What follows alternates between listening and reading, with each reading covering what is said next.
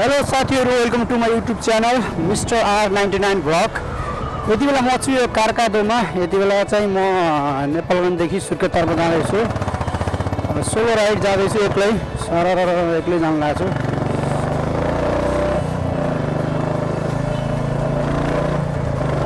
एक्लै छु।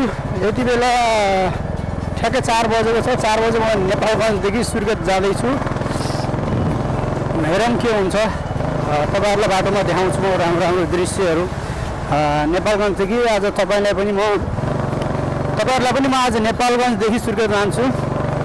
हामी चाहिँ कोलपुर हुँदै, कोलपुरबाट उत्तरतर्फ लागेर चेपाङ बस्ती हुँदै माथि हर्रे हुँदै छिन्चु हुँदै, छिन्चुबाट सिधै दैलेख सुर्खेत रोड हुँदै हामी चाहिँ सुर्खेतको वीरेन्द्रनगर चोकमा जान्छौँ। आज म चाहिँ त्यहीँ बास बस्छु होला।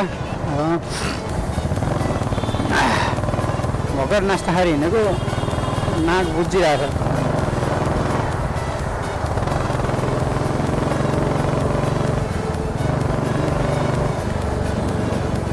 जय बजरङ्गबली, प्रभु रक्षा गर्नु होला।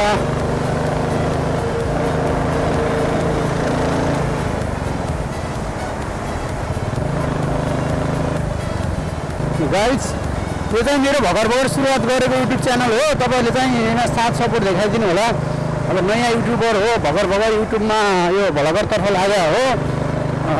त्यति राम्रो भोइस त आएको छैन होला, किनकि यो मैले माइक अलि लो क्वालिटी युज गरिरहेको छु। अब महँगो माइक किन्नलाई 12-15 हजार पर्छ DJI-को। मैले चाहिँ यो सस्तो माइक युज गरिरहेको छु, वायरवाला होइन। मसँग यो एक्सन क्यामेरा चाहिँ राम्रै छ। मसँग DJI-को एक्सन 5 Pro छ होइन। यो चाहिँ ठिकै छ, तर यसमा माइक चाहिँ राम्रो छैन कि। मैले माइक लो क्वालिटीको प्रयोग गरिरहेको छु, त्यसैले हो। अब नयाँ भ्लग सुरु गरे हो युट्युबमा, मेरो खासै छैन। अब त्यही मैले भर्खर सुरुवात गर्दा नै अब अहिले 140 जति छ भनौँ। तपाईँहरूको साथ सपोर्ट र मायाले गर्दा भोलि बिहान मलाई चाहिँ 1-2 हजार पुर्याउने लक्ष्य हो मेरो चाहिँ। त्यति पुगेपछि अलिकति राम्रो हुन्छ नि त। अब 100-140 अब राम्रो भएन अलिकति भन्ने सोच हो। ठिक छ, तपाईँहरूको साथ सपोर्ट माया भिडियो अन्तिमसम्म हेरेर लाइक कमेन्ट सेयर गरिदिनु होला। आफ्नो साथीहरूलाई पनि देखाइदिनु होला। तपाईँहरूले बिस्तारै म घुमिरहेको नयाँ ठाउँ एक्सप्लोर गरिरहेको नयाँ कुराहरू देखाउने छु तपाईँहरूलाई मेरो भ्लगमा चाहिँ। अनि युट्युबमा चाहिँ मेरो मिस्टर R99 भ्लग भनेर छ भने टिकटकमा चाहिँ मेरो मिस्टर रोनी 001 छ। त्यसै गरी फेसबुकमा पनि तपाईँहरू मसँग जोइन हुन सक्नुहुन्छ। फेसबुकमा चाहिँ रोनी भनेर छ, RONYE। जोइन हुनु होला, साथी बन्नु होला, फलो गर्नु होला। म फलो ब्याक दिनेछु हजुरहरूलाई टिकटकमा पनि। र सानो युट्युबरहरूलाई सपोर्ट गर्नुपर्छ। म पनि तपाईँहरू कुनै छ भने मेरो युट्युब च्यानलमा अब तपाईँहरूले मेरो भिडियो हेरिसकेपछि तपाईँहरूले कमेन्ट छोडिदिनु होला। फलो सब्सक्राइब भनेर तपाईँले छोडिदिइसकेपछि म तपाईँहरूलाई पनि सब्सक्राइब गर्नेछु भने त्यही हो। हामी मिलेर अगाडि बढ्नुपर्छ। भर्खर युट्युब सुरु गरेको मान्छेलाई अब त्यति कसैले पनि साथ सपोर्ट गर्दैन। त्यसैले हामी चाहिँ मिलेर अगाडि बढ्नुपर्छ है गाइज। यदि अप्पर क्रस्ट, यदि नेपालगञ्जमा तपाईँलाई बेकरी आइटम चाहियो भने यहाँ आउन सक्नुहुन्छ। बेकरी द अप्पर क्रस्ट यो भारबेटेनीको ठ्याक्कै अलि अगाडि छ। यो चाहिँ कोलपुर हो। कति राम्रो सुन्दर हो। तर जे कोलपुर नगरपालिकाले चाहिँ, यो चाहिँ नगरपालिका नै हो। कोलपुर नगरपालिका चाहिँ राम्रो गरेर रहेछ। रोडको आइसल्यान्ड बिच भागमा चाहिँ राम्रो खालको रुखहरू लगाएको रहेछ। एकदम हरियाली रुखहरू छ। राम्रो हो, यो चाहिँ एकदम राम्रो कार्य हो। भएको छैन भनेपछि चाहिँ यो कोलपुर चौराहा भयो। यो कोलपुर चौराहादेखि यो पिपल बुड छ नि, यो पिपल बुड हाम्रो ट्राफिकमा नआउने ठाउँदेखि त्यो पिपल बोर्डदेखि सरर यतातिर उत्तरतर्फ गएपछि सुर्खेत भेटिन्छ। सुर्खेत जाने बाटो यो चाहिँ। यहाँ चाहिँ प्रायः फोर्सहरू पनि जान्छ। चाहिँ यो रोड चौडा गराउँदै रहेछ। यो सुर्खेत खण्ड रोड हो यो चाहिँ।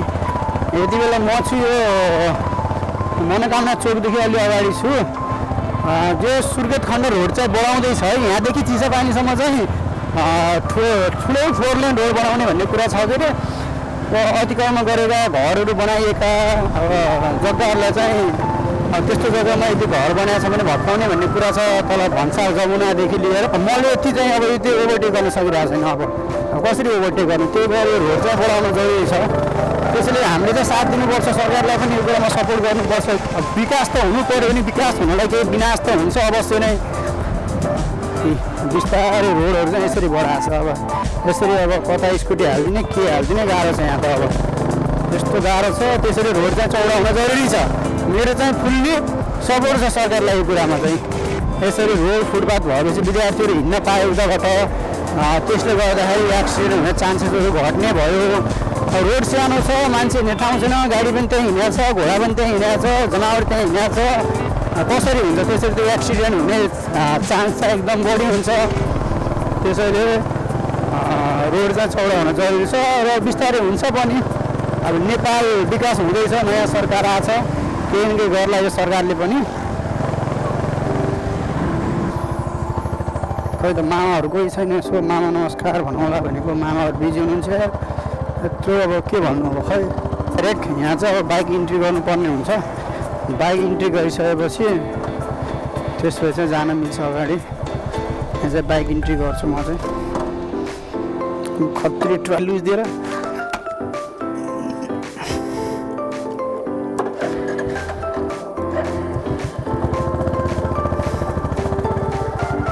यहाँ चाहिँ बाइक इन्ट्री गर्नु जाँदा एकदम ध्यान दिनुपर्छ है साथीहरू। तपाईँहरू यदि बाइकमा के छ, स्ट्यान्डमा के झुन्डाउनु भएको छ फलफुलहरू भने यसरी यहाँ चाहिँ मङ्कीहरू हुन्छ, मङ्कीहरूले चाहिँ खाइदिन्छ। एक दिन चाहिँ माथि चढिहाल्यो, गाह्रो छ। एक दिन म भन्दा थिएँ सिएमसी के छ, तिमी जिम जान्नु आज? साथी जिम जान्नु तिमी आज? साथी आज जिम गरेन जस्तो छ सिएमसी साथी।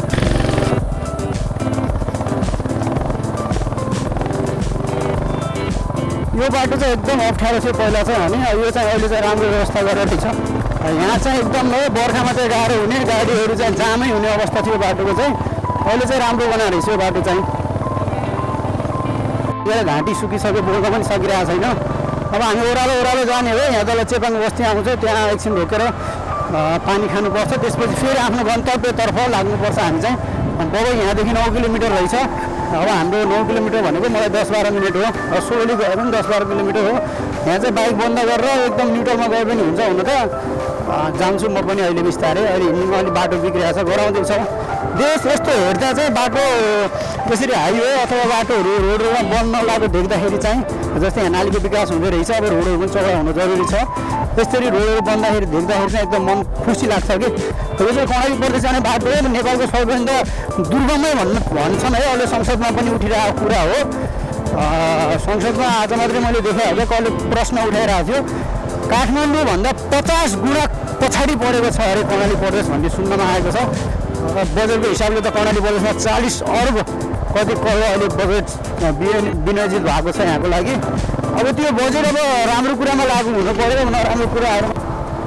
यति बेला चाहिँ म बबैको ओह्रालोमा छु, चेपाङ बस्ती। प्रभु रक्षा गर्नु होला, ओम नमः शिवाय। यति बेला चाहिँ म यो बबै गाउँ इन्टर गरिसकेको छु। यस्तो पानी तिर्का लागेको छ, यस्तो पानी तिर्का लागेको छ। पानी तिर्का लागेर चाहिँ बोल्न पनि सकिरहेको छैन म। अहिले अगाडि रोकेर चाहिँ म पानी किन्छु, पानी खान्छु। चेपाङ बस्ती छ, यो चाहिँ सुन्दर बस्ती भन्न सकिन्छ यसलाई चाहिँ। खोलाको काखमा बसेको यो चाहिँ दुईवटा यो हरिएको पहाड र यतापट्टि देउरालीको पहाडको बिचमा यो सुन्दर यो बबै खोलाको काखमा बसेको यो चाहिँ चेपाङ बस्ती हो। यो चाहिँ एकदम सुन्दर राम्रो छ। यहाँ चाहिँ हामी चाहिँ अस्ति नुहाउनु पनि आएको थियौँ, पौडी खेल्न। राम्रो छ यो चाहिँ ठाउँ।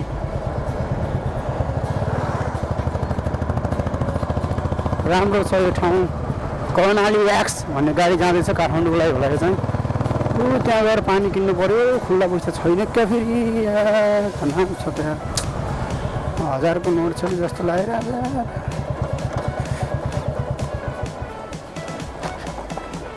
चिसो पानी छ बहिनी, चिसो पानी। खुल्ला पैसा पो छ कि नै?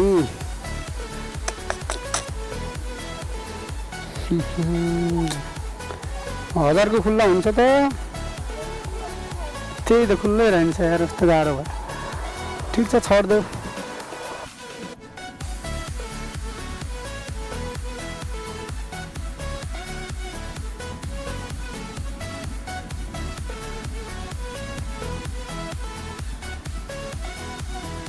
राम्रो छ यो चाहिँ बबई भन्छ यो चाहिँ सुर्खेत रोड बबईमा पर्छ यो चाहिँ राम्रो छ सनसेट हेर्न सक्नुहुन्छ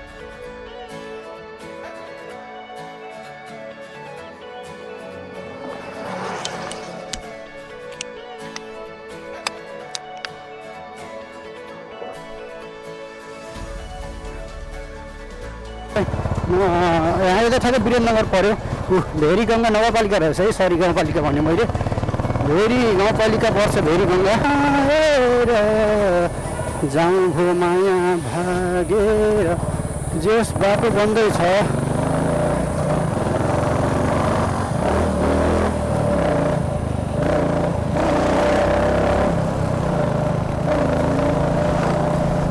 हिमाल यो बाइकले झुक्कायो क्या मलाई उल्टो गरिदिनु हुन्छ टर्निङ छ फेरि लहरमा के दिनु सक्छु चलाउनै जाँदा नै बस्छ आएर गर्न के खोज्यो